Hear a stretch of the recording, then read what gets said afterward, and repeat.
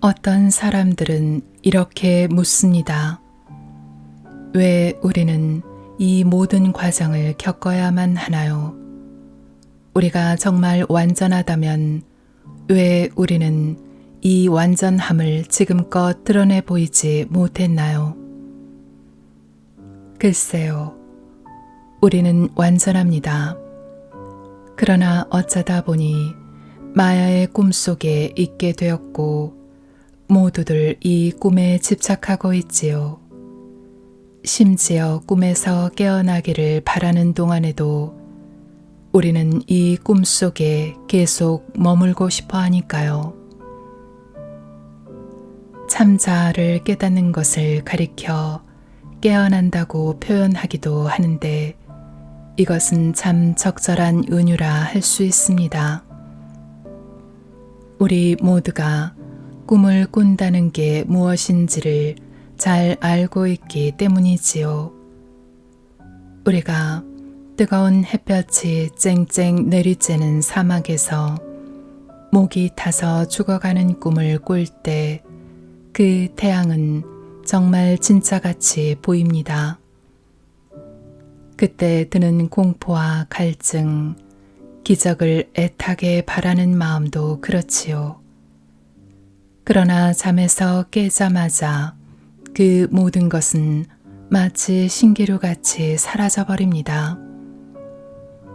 우리는 그게 다 꿈이었다는 걸 곧바로 알아차립니다. 날마다 우리의 의식은 세 가지 상태를 돌아가며 반복합니다. 깊이 잠든 상태, 꿈을 꾸는 상태, 그리고 깨어있는 상태가 그것이지요. 우리는 깨어있는 상태를 우리의 삶이라고 부릅니다. 그러나 이 삶과 우리의 모든 경험, 자기 자신이라는 느낌까지도 모두 깨어있는 상태의 내용물이자 연극일 뿐입니다. 자, 여러분 이름이 존이라고 해봅시다. 그런데 여러분은 하루 24시간 내내 존일 수는 없어요. 깊이 잠들게 되면 내가 있다는 느낌마저 잦아들고 그와 함께 육체와 마음에 대한 의식도 사라지기 때문이지요. 깊은 잠 속에서 우리는 이슬람교도도 기독교인도 힌두교인도 아니고 여자도 남자도 아닙니다. 깊은 잠 속에서는 아무것도 우리와 함께 있지 않습니다. 하지만 우리가 이 상태가 존재한다는 것을 알기 위해서는 깊은 수면 중에도 어떤 미묘한 형태의 의식이 남아있어야만 하겠지요. 어쨌든 우리 모두는 깊은 잠을 즐깁니다. 우리는 모든 것을 잊어버리는 이 숙면 상태에 들기 위해서 최고로 좋은 매트리스를 사기까지 하니까요. 이 사실로 알 수 있는 것은 무엇일까요? 아름다운 현존 상태, 우리 몸 속에서 빛나며 내가 존재한다는 느낌을 자아내며 편견 없는 관찰자로서 현상계의 삶을 바라보고 있는 의식조차도 궁극적인 실제가 아니라는 것입니다. 이러한 점들을 조금씩 생각하기 시작하면 이른바 우리 자신과 우리의 삶이라고 하는 것에 대한 깊은 이해가 생겨나게 됩니다. 이 깨어있는 상태의 의식 자체도 일종의 현상임을, 즉 바라봄의 대상임을 몸소 알게 될 것입니다. 우리는 매일 아침 꿈에서 깨어납니다. 그러나 진정으로 깨어나기 위해서는 깨어있는 상태로부터도 또다시 깨어나야 합니다. 깨어있는 상태, 즉 우리 일상의 삶은 의식의 극장과 같은 것입니다. 우리는 이곳에서 인생이라고 불리는 연극의 한 배우로 무대에 서지요. 우리의 삶이라고 불리는 모든 것은 하루에 16시간씩 상영되는 이 연극에 속해 있습니다. 아침 6시에 알람이 따르릉 울리면 불이 켜지고 연극이 시작됩니다. 우리는 아침 5시 59분에 깊은 잠 속 자신이 누구였는지는 질문하지 않지요. 그냥 나라는 느낌이 생겨나고 우리는 어쩐지 그 나로 다시 돌아갑니다. 온종일 우리는 다른 사람들과 교류하고 웃고 울고 두려워하면서 지내지만 동시에 연극을 구경하는 관객처럼 이 모든 일을 하는 것이 분명한 자신을 지켜봅니다. 우리는 정말로 삶이라는 연극의 배우이면서 동시에 청중일 수 있을까요? 그렇습니다. 그러나 우리는 먼저 우리 본연의 자리가 이 모든 것을 떨어져 지켜보는 관찰자라는 것을 깨달아야 합니다. 이해 타산 없이 순수하게 지켜보는 것이 참자아의 특성입니다. 그리고 바로 이것이 진정으로 참자아 속에 자리 잡게 된 이들이 이해하게 된 사실이지요. 순수한 참자아 의식 속에서도 우리는 삶을 또 너와 나라는 느낌을 계속 경험하지만 이제는 그 이원성의 느낌에 그다지 큰 영향을 받지 않게 됩니다.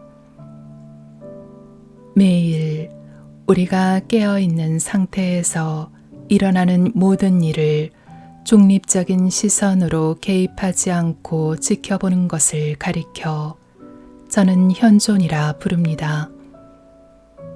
그리고 개인 그 자체는 이 현존 안에서 목격되지요. 많은 영적 수행 혹은 사단하는 개인으로서 존재하는 상태를 다시 자연 그대로의 현존 상태로 되돌리기 위한 것입니다. 마지막 단계에서는 내가 존재한다는 자연스러운 느낌마저도 궁극적으로 목격되는 대상이 됩니다. 내가 존재한다는 상태 아닌 상태를 뛰어넘어 내가 존재한다는 현존마저 관찰의 대상이 되는 영역으로 들어오는 사람은 매우 드뭅니다. 거기에서 우리는 어떤 말로도 표현할 수 없는 무언의 진리 속에 있게 되며 그것이야말로 우리의 궁극적 실제이지요. 저는 여러분이 이것을 믿기를 원하지 않습니다. 저는 여러분이 곧 진리이기를 원합니다. 믿음은 우리가 마음 문을 열고 나아가 진리를 완전히 받아들이는 데 도움이 될 수는 있지만 그것 자체가 최종 목적은 아닙니다. 믿음은 현실이 되어야 합니다. 진리는 우리 스스로의 내적 체험을 통해 깨달아지고 느껴지고 또 참이라고 입증되어야 합니다. 우리는 진리를 현실로서 깨달아야 합니다. 마음은 바람과 같고 우리의 참 자아는 공간과 같습니다. 바람의 본성은 이리저리 부는 것인데 그러려면 공간이 필요하지요. 바람을 막는 무언가가 있어 바람을 간접적으로 보고 듣고 느낄 수 있어야 우리는 바람의 존재를 알 수 있습니다. 마찬가지로 우리는 정체성이 있기 때문에 비로소 마음의 존재를 알 수 있어요. 공간 자체는 움직임 없이 어디에나 존재합니다. 공간은 바람 없이 존재할 수 있지만 바람은 공간 없이는 존재할 수 없지요. 바람의 방향은 항상 바뀝니다. 바람의 방향을 예측할 수 있는 사람이 있을까요? 어느 쪽으로 불든 바람은 절대로 공간을 넘어설 수 없습니다. 이와 마찬가지로 우리가 참자아를 떠나는 것은 절대로 불가능합니다. 깊은 깨달음 끝에 이것이 단순히 생각을 넘어서 알미 되면 자유로워집니다. 마음 가는 대로 자유롭게 움직일 수 있게 됩니다. 자신이 결코 참자아를 벗어날 수 없음을 알기 때문이지요. 움직임은 본래 일시적인 것이에요. 우리는 움직임인 동시에 그 움직임을 경험하는 멈춤입니다. 우리는 속으로 감춰진 것인 동시에 겉으로 드러난 것입니다.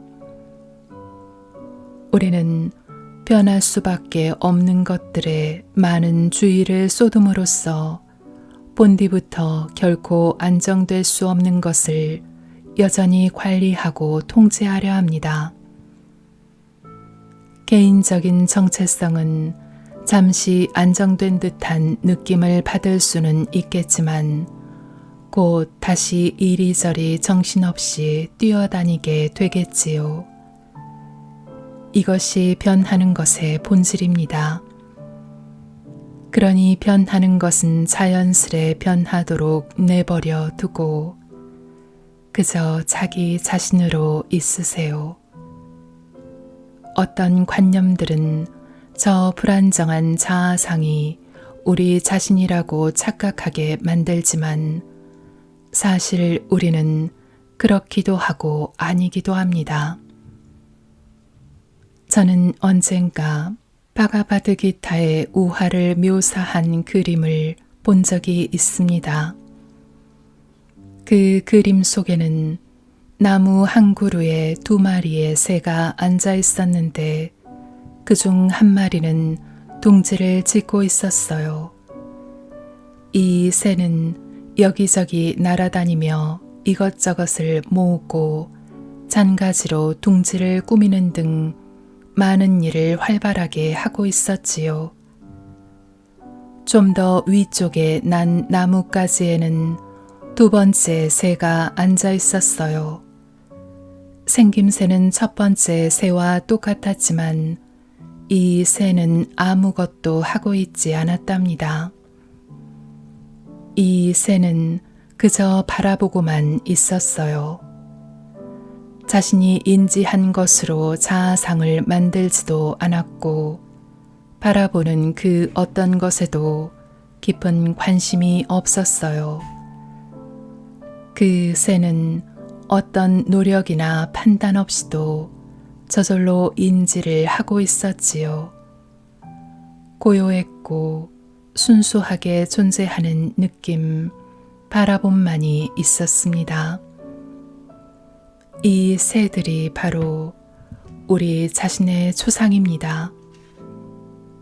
이 2마리의 새는 서로 이어져 있습니다. 첫 번째 새는 우리의 역동적인 자아, 즉 세상사에 관여하고 과거와 미래가 있으며 성장하고 있는 자아를 상징합니다. 이것은 내 가족, 내 자녀, 내 일 등의 감각을 가지고 삶을 살아가는 우리의 측면이지요. 2번째 새는 우리 안에서 깨어 지켜보는 의식을 나타냅니다. 그것은 삶에서 일어나는 일들을 지켜볼 수는 있지만 실제로는 어떤 일도 하지 않습니다. 그것은 분명 같은 몸 안에 있지만 아무것도 조종하려고 하지 않습니다. 그것은 이건 이렇게 되었으면 좋겠는데 저건 좀 걱정스럽네 라고 말하지 않습니다. 그것은 매우 고요하며 그저 있으면서 넓은 시야로 모든 것을 바라봅니다.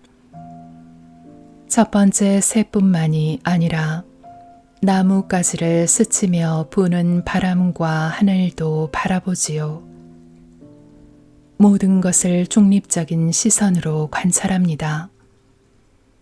처음에 첫 번째 새는 둥지를 짓고 있는 게 곧 자신이라고 굳게 믿습니다. 이 새는 두 번째 새가 존재한다는 사실조차 모를 수도 있지요.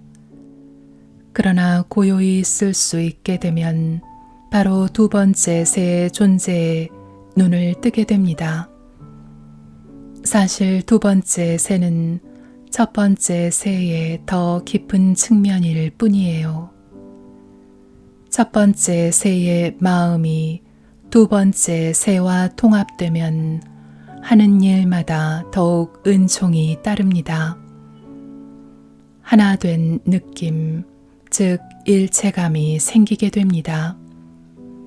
그러한 조화 속에서 우리는 여전히 이런저런 일들을 해나가겠지만 우리에게는 더 이상 강박관념과 두려움, 또 통제의 필요성이 따라붙지 않게 됩니다. 그저 삶이 그리하기를 원하니까 그 일이 일어날 뿐이지요. 마치 어떤 보이지 않는 힘이 있어 우리를 도와주는 것만 같습니다.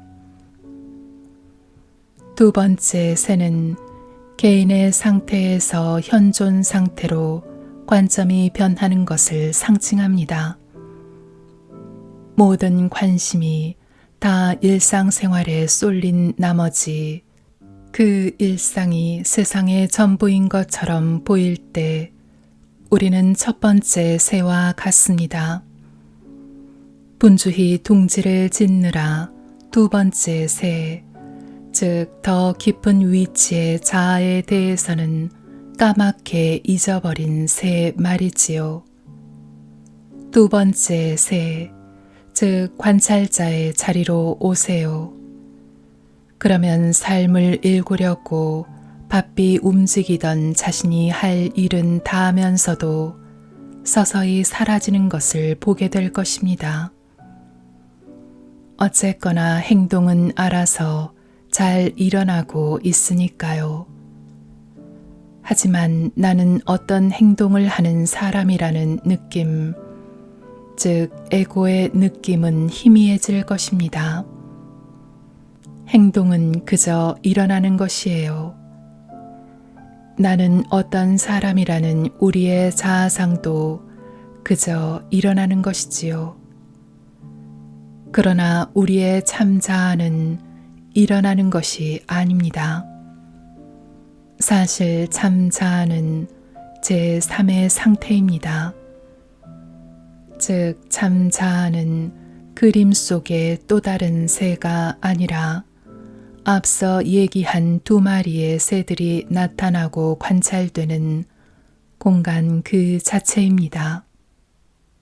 여러분이 제가 가리키고 있는 점을 이해하고 받아들인다면, 그리고 조금만 더 느긋해진다면 매우 평온하게 지켜볼 수 있게 될 것입니다. 또 생활 속 우리 행동들은 단지 저절로 일어난다는 것을 깨닫게 될 것입니다. 바람은 나는 이 나무를 흔들 거야 라고 말하지 않아요. 마찬가지로 나는 이런저런 일을 해야 해 라는 우리의 생각이나 느낌도 그냥 생기는 거예요. 그러나 나는 행동을 하는 사람이다 라는 느낌을 아직도 자기 자신과 동일시하기 때문에 그 단 한 가지 실수가 다른 100가지의 실수를 낳게 되는 것이지요. 우리는 진정한 자기 자신을 발견할 수 있습니다. 그것도 지금 바로 말이죠. 무엇이 이를 방해하는 걸까요? 낡은 사고방식과 습관, 그리고 과거의 나로 계속 머물고 싶다는 생각입니다. 너무 급진적일지도 모를 변화를 받아들이는 게 큰 모험처럼 보일 수도 있습니다. 내가 감당할 수 있는 것은 딱 여기까지라고 느껴질지도 모르지요. 그리고 이 생각은 우리 안에 깊게 뿌리 박혀 있는 듯이 보입니다. 여러분은 이렇게 물을지도 모릅니다. 제가 특별히 뭔가를 하지 않아도 된다고 제가 이미 참 잘하라고 얘기하는 건가요? 그럼 저는 이렇게 답할 거예요. 그렇습니다. 제 마음이 허튼 생각과 아우성으로 꽉 차 있는데 어떻게 제가 참 자아일 수 있겠습니까? 마음이 아우성치게 내버려 두세요. 하지만 분명 붓다는 아우성치는 마음을 갖지 않았을 거예요. 붓다가 아우성치는 마음을 갖지 않았는지 아니면 이를 그냥 무시했는지 어떻게 아십니까? 여기서 이해해야 할 것은 생각을 무시한다는 말이 어떤 생각을 멈추거나 억누르려 한다는 뜻이 아니라는 점입니다. 그냥 그 생각으로부터 돌아서세요. 혹 어떤 생각들은 우리가 어디로 돌아서든지 계속 나타날 수 있습니다. 그것들은 마치 정기 회원권이라도 끄는 것처럼 줄곧 나타나 우리의 주의를 사로잡아요. 그럴 때 저는 이런 말씀을 드리지요.